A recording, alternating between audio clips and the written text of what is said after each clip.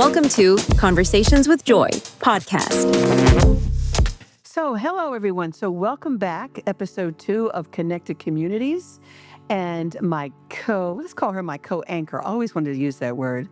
And talking about a very serious topic. And you'll notice that I put humor into our serious topics because you know what? It's never too late to have a happy childhood. So this second episode is going to give you more nuts and bolts on, so Melody, Joy, what do I do today? What do I do next? And so I'm going to defer to my partner here. She's produced some really great language around how to navigate connected communities and make it happen. So I'm going to take copious notes here because I've had an opportunity with families who live in Texas visiting me tomorrow. So perfect timing, Melody. Yes. So one of the things that people can struggle with is how to talk about prepping without inducing panic. And so I'm just going to share with you some things I've written that I've talked with my neighbors like this, and that I will be sending. I'll be sending an email to some of the core circle.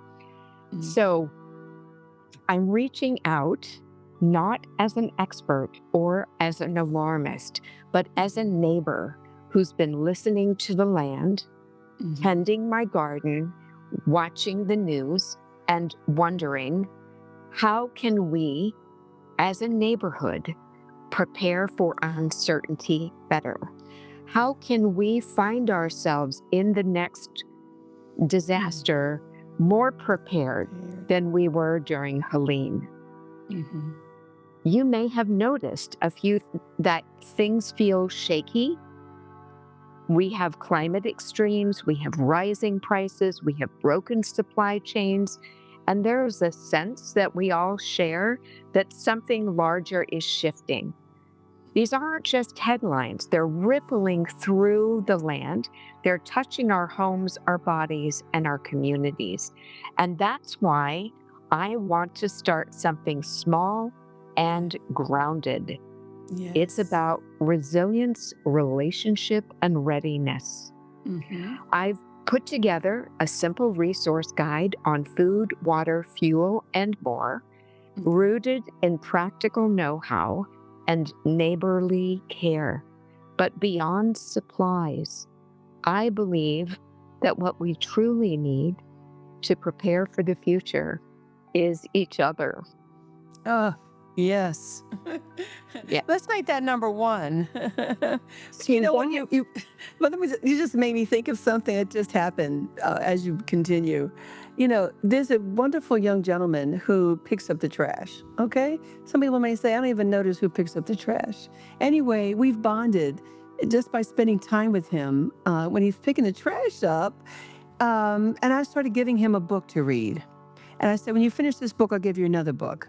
Well, this morning, he brought the book, and I said, but you're going to keep the book. I've got 2 more for you, but you need to underline it so I know that you are, in fact, reading the book. He said, okay. And he said, well, I have a question for you. And I said, what? How do I know if the person is right for me? And I went, wrong question. The question is, are you the right person to be in relationship? And he went, oh, wow, I really needed that today. We spoke a little bit longer, but you made me think of this story because we're talking about being ready inside to be ready for this challenge that we're sharing with you. So, Are you telling me, Joy, that you are coaching your sanitation engineer? yeah. Love it. And here's the thing. After our first conversation, I went back in the house and I found my trash can moved way to my gate. And I went, who does that? And I went, well, that was really nice. But then he did it for the next subsequent 3 weeks. I went, wow. So I'm getting chills because I'm thinking I'm giving. Look at what he's given to me. And then I tell the story. Take care of the people who collect your trash. He's in my community, okay? He's in our community. Oh, you may, okay, I'm going to be thinking of something special to tell the community about Scott. I know his name. Where would we be if someone didn't remove the trash? Well, I know where we would be because that's what happened last fall after the hurricane. Right. You know. I do know, and Oh I my just God. love it that your Scott is not just leaving your trash can at the curb, he's taking it back to the gate. I love that. And he's Wow. being mentored. So, he's giving what he can give. You see that? It's not joy giving it. No, no, no, no, no. Scott makes me happy. He makes me happy. Now, can I move my trash can? Of course I can, but I'd rather not. But I mean, oh my goodness. And he's asking. Remember, wellness, wholeness, wisdom. I love that he's asking me. I feel like I got a couple things to say, and then he does as well. So now Scott will go on about his life with his significant other, and he'll tell other people. I don't require that he tells anybody anything, but can you imagine? This is how things change exponentially. Yes. Yes. Oh, okay. I'm excited. These ripples go deep Yes. and then they go wide, and I just love that. Mhm. I feel like that's a great example of what we're talking about here. It's not just that we're asking you to better prepare yourself with the practicalities for uncertainty and discontinuity. We're asking you to really make connections that are going to resource your interior world the same way that Scott and Joy are resourcing each other. Mm. Wow. Well, that just landed in. Thank you. Important day today. Wow. Wow. Okay. Okay. Yeah. Thank you for that. And another thing, that will go in this email that I send to folks is if you're curious about what I want to create, if you're skeptical, if you're excited, or if you're hungry, just come. It's soup, Yes. salad, and solidarity. Yes. Bring your questions, bring your stories, and maybe bring something nourishing. In these uncertain times, together is our best prep. Yes. Yes. Yeah. Yeah. And then I've got a little PDF that I've compiled with some of my resources, and that will just go at the bottom of the email. Right? Well, So can I ask you to read the email? Because that was it. No, that was it. What I just shared was the email. So, dear neighbor, right? Dear neighbor. Yeah. So Yes. it's and so basically I felt like I can't start by inviting our neighborhood of 35 homes together, have one big and rent a hall, and I can't do that. But what I can do is I can reach out to some people that I got to know well after the hurricane, and I can form a core circle. And it turns out, Joy, that most of these folks are elders like me. And so it may be that our core circle that does sort of an initial needs assessment for our neighborhood is mostly elders. And one of the things that I recommend, you can start doing this today. You don't even need to have the first connection or conversation. You can just begin by observing your neighborhood. Yeah. Like, do folks work at home? Are they home during the day? Are there families with children? Is it mostly retired folks? You can just begin by paying attention. So over the winter, I thought, I'm going to see if I can tell. It snowed. And I thought, I'm going to see if I can tell how many homes we have young children versus how many homes we have, single people or older couples. Well, turns out it was very easy to tell. Every yard in which there was a snowman or a snowball fort, like a fort with snowballs, we could tell young kids live here, right? Yes. So And I thought, oh, well, half of us have young kids. That's, Yeah. and when my husband and I walk the neighborhood together, he can tell you the kind of car every house owns. He can name the make and model. Cars to me are boxes with wheels. If I notice anything about them, it's the color and that's it. But I can tell you the homes that have the beautiful landscaping. Right. So we notice different things, and just, I'm just asking you to widen the aperture Oh, and I love notice, that. just notice more about the Notice people as things. they come and go. I might do a little experiment, get some balloons that say, a child lives here. And I would be telling the truth. I'm into Legos, right? Which we have another podcast for. So, I think I'm going to do something so that someone who has childlike tendencies, like myself, but we can connect on a different level as well. I like that. I like that. I like that. Just observe. Observe. Observe. Yeah. And that's really kind of how I started, was just Observe. Observing. And then, like I mentioned in the other episode, during the podcast, just going door to door to see what the needs were. And discovering 2 of our neighbors had had surgery the day before the hurricane and were completely unprepared. 2 of them. And so it gave us a chance to be of service in ways we wouldn't have known. Yes. Yeah. Wow. I'm just so inspired listening to you. Totally. Love it. Love it. Love it. Love it. Wow. So Do we have time for me to share a story? Absolutely. We've got 15 minutes. We're good.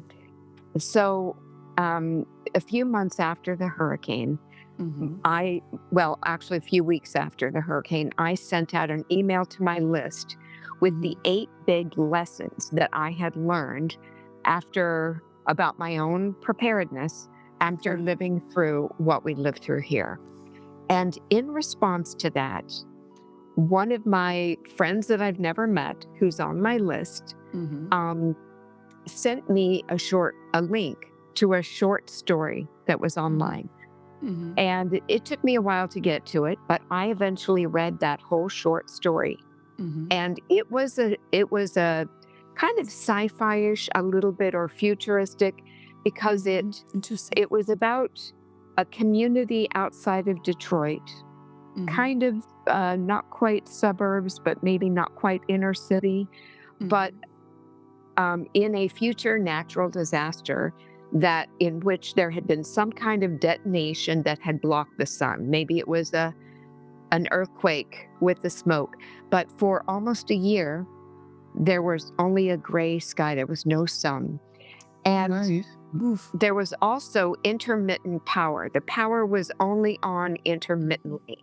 Well, this neighborhood did exactly what I'm talking about. This neighborhood got together, they did a needs assessment, they did that mycelial matchmaking where they figured out who had skills, who needed those skills. And what they discovered is that one woman in the neighborhood was on oxygen. And when the power was out, she had a battery backup. But when the power was out too long, that battery backup they were afraid the battery was going to run out. And so these young people in this neighborhood put their heads together and thought, well, what do we have? What do we have just among our homes? And they realized that they had bicycles and they had the wiring to they made their own energy from bicycles. All the teenagers in the neighborhood, when her battery power got low, they would run over and create fill up that battery. So, oh my goodness. Fast forward toward the end of this story, there were 3 young white teenage boys who broke into one of these homes in this neighborhood in the night because word had gotten out that this neighborhood was resourced, had pooled their resources. And they broke in and were rummaging through the preparation to the storage. And of course, the homeowners, they had a way of sending out an alarm. And pretty soon, everyone's phones pinged, and everyone in the neighborhood rushes to this house and they apprehend the three young boys. And, Wow. they Yeah. zip tie their hands together, and now the boys are like, "What do we do?" And and and then all the phones ping again because the battery for this woman, this neighbor, is low. And so they run, and including the three boys, they run down to the garage and they put the boys and the other teenagers on these stationary bicycles That's perfect. for this elder woman.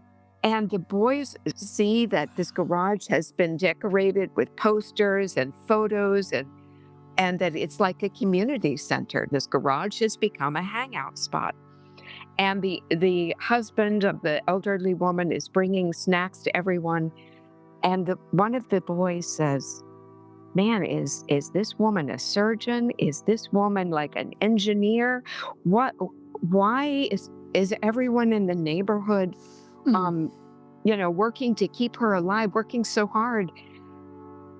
And they look at the boy and they say, "She's our neighbor." So at the very end of the story, so there's someone there in the neighborhood with an electric car, and they get these boys back to their homes and they return them. They trade. They tell, these are hostages now, and we want something in exchange for returning them. So they get some resources from the families that they take back to the neighborhood. The very last scene in this story is that one of these boys in broad daylight comes into the neighborhood. Now they got the entrances and exits to the neighborhood blocked off with gasoline powered cars, which aren't running. But he walks into the neighborhood and waits until people have come out of their homes. And he says to the neighbors, I want to live here. Please take me in. I want to live in a place where everyone's life has value. Wow. Ooh, I was going to say earlier, change their lives. It's changing my life. Anybody who hears this episode, how can you not be moved? How can you not be moved by someone getting the lesson in real time and then taking action? We can always create an action. Yeah. And that was of course fiction. But when it worked for me. No, that has happened somewhere. I'm sorry. Well, do you know that I read that in the fall, in January, when Spirit told me that my theme for the year was connected community. Of course, it's that story that comes into my consciousness, and I realize all Spirit was asking me to do was to participate in the creation of something like that. Yeah. And I contend that story mirrors things that have happened in real life. Oh, yeah. I mean, whether or not someone meets you and says, "Oh, I want you to be my mother," right? I'm sure you've heard that. Or "I want to be your sister," or "You want to be this," that is just so available. And I don't think people know that that's something that you can request. I mean, I have 2 biological sisters, but about 12 adopted sisters of many ages. I have no idea how many sisters I held off. Many. Multitudes. I have a quilt of mothers and a multitude of sisters. Yes. And I got some brothers too. For the men listening, I got a brother in Colorado. My 2 brothers passed earlier in life, and I've got a brother of my own age who just looks after me, calls, connects, and we have different parents, clearly, y'all. And it's just It's the mindset. I think earlier in the first episode, we were talking about this, but I want to repeat it. And that is what one needs to get together is one's heart and mind to connect them. They both probably work very well on their own, but it's the connectedness and adding it to spirit. So mind, heart, spirit working together and living in your present moments will allow you to have blessings and miracles because they're here. They're all around. We just miss them. We're so busy being busy, being busy. And so, my challenge is for all of you to go out and create something fabulous. It's going to always be, no, even if it's for someone else in your mind, it's for yourself. Go out and, it reminds me of an acronym I mentioned years ago. People say, what's your goal? Or what are your goals? And I made it an acronym. Go out and learn something. Go out and love someone. That's my goal. Let's make that our goal. That was decades ago, and I didn't use it. So now you get it.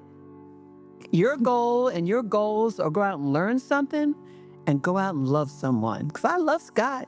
I'll see him again. Well, I won't see him next Thursday. I'll be away. But when I get back, I'm going to tell Scott to listen to the podcast. If for no other reason is to give homage to the spirit in him that wants to go out, that has gone out and learned something and wants to keep learning. One of his books I gave him was Starting with Why by Simon Sinek, a leadership book we use in all the trainings we do. Said Start with Why. I love her. Joy, I love you. We're going to give a little tickler for one of our upcoming episodes. We're going to have a wonderful person who lives in Half Moon Bay, California, who has been a mind mapper, which means when people speak, she's been drawing pictures her whole life in audiences and for retreats. She's mind mapped the Dalai Lama, for example. She mind mapped Bill Clinton. So very talented artist. But she will be coming on to talk about her experience with Katrina and also the California fires. And she has drawn and depicted people who were in the water for hours and has such a way of speaking about it, the gift that she has. So I look forward to Melody and Nancy joining us on upcoming podcast around connected communities. We might have a segment every time we do one that we say, so how you doing with your connected communities, folks? And send us your information and, click subscribe on any one of the platforms we show up on, just to name a few: YouTube, Instagram, Spotify, Apple Music. Just subscribe so that we can bring even more content to you, which we're going to do anyway.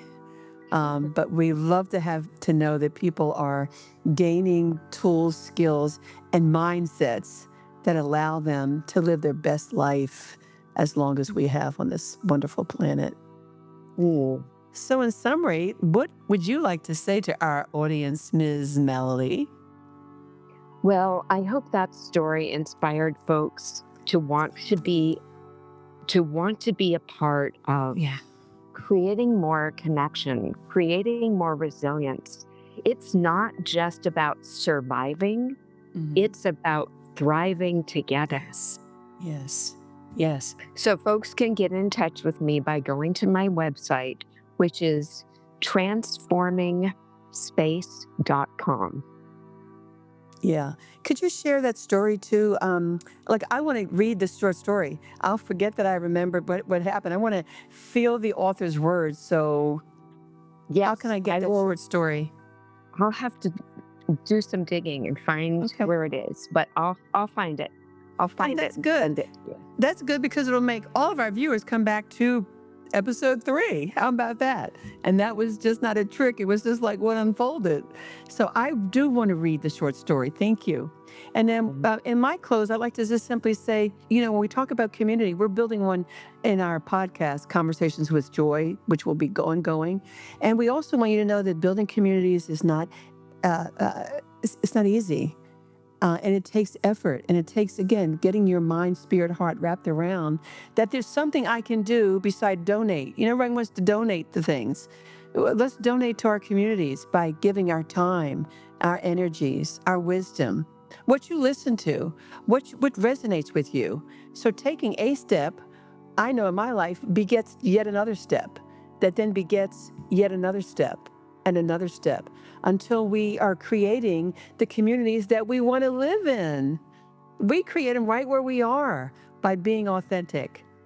So for more information, please click on my website, carverassociates.com, and or email me at my email, which is wellnesswholenesswisdom@gmail.com.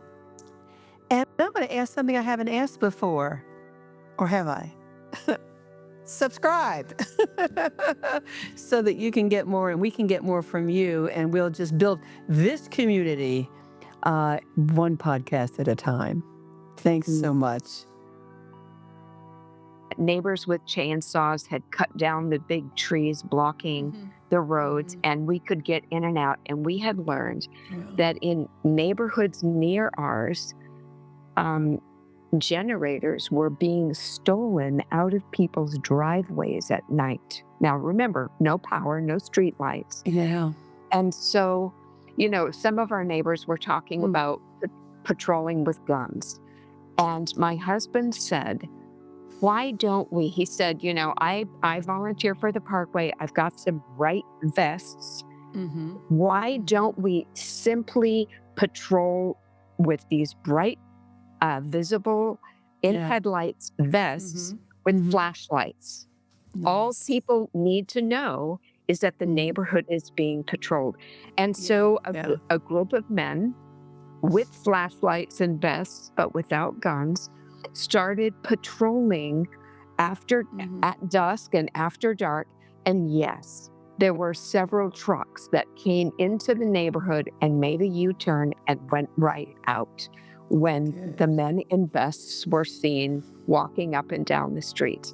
So we prevented, there's a way in which that our connections and conversations resulted in protection, resulted in, being able to defend ourselves well. Yes, in a way that was harm. Violence, absolutely, without harm. And, again, the environment, talking about guns in America primarily, as if it's the only way to solve issues or upsetness is to go get a gun. I read something recently that said very soon, if we have World War III, World War IV will be with sticks and stones. Because we need to be really careful.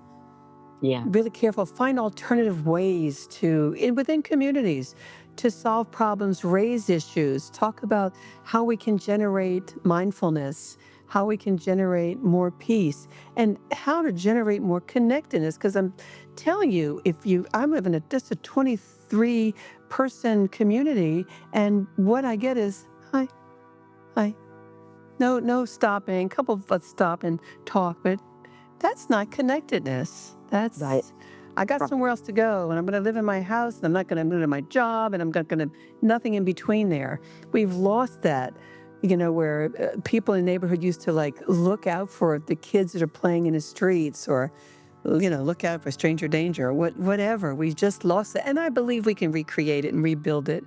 Yeah. That's exactly what my job from Spirit is for this year. So we're rebuilding a connected community. Well, I'm joining you. I'm signing up with your team in a community, not in Asheville, but in Marietta, Georgia. Yes, we can do this. Yeah. Yeah, we can. Excellent. Excellent. Well, you didn't get to read that thing in the beginning, so you can read it now on why this is such a wonderful, blessed day to be recording our first podcast. Right. Let me find that. I love that. I just sent it to you last night. Yeah. So I always like to, in addition to my sensitivity to the land, I also like to pay attention to the star nations, to what the sky mysteries are telling us. And last night, I read from one of my favorite astrologers, Virginia Rosenberg, She sent out an email called Mercury Enters Leo Today until September 2nd. And she wrote, the etymology of courage comes from heart. Take heart, we say. Take it to heart. Speak from the heart. Inside a climate decorated with the trappings of a dying paradigm, we are all being asked to do the slow and holy work of sustainable regeneration, to create new life inside our consciousness, inside our relationships, inside our systems, not all at once, not dramatically, but intentionally. This is not a time without fear. Yeah. There is grief. There is disorientation. There is discontinuity. But Leo reminds us, you can be afraid and still create. Yeah. Still express. The courage to speak from the heart is also the courage to live from the heart. So, so it's about that time, Melody, and I'd like us to summarize what we've spoken about and give people some resources and a call to action that they too can take action this weekend with their communities. So, yes, absolutely. So if you want to up your game on your preparations for discontinuity, for disasters, I highly recommend checking out another podcast. This one with two women. It's called Cramming for the Apocalypse, and it has tons of resources about water, food storage, all the things. And so I think that would be a great resource. And then I would just say, be willing to start one conversation with one other person you live close to create more connection. And yes, and if you want to get on my email list, because I'm sending out once every month or two, I'm sending out emails to my list about how to do this. Go to my website, which is transformingspace.com, and sign up for my newsletter. excellent, excellent. Thank you, Melody. And in wrapping up, again, I do trust you've gotten quite a bit of little nuggets from our episode in the why of connected communities and how it benefits all of us living so closely together in these times. For more information from me, certainly go to my website, carverassociates.com, which will have a lot of information about all our podcasts, as well as you can email me at wellnesswholnesswisdom@gmail.com. We look forward to seeing you on our next, or hearing from you and being liked by you on our second podcast on connected communities. Thanks so much.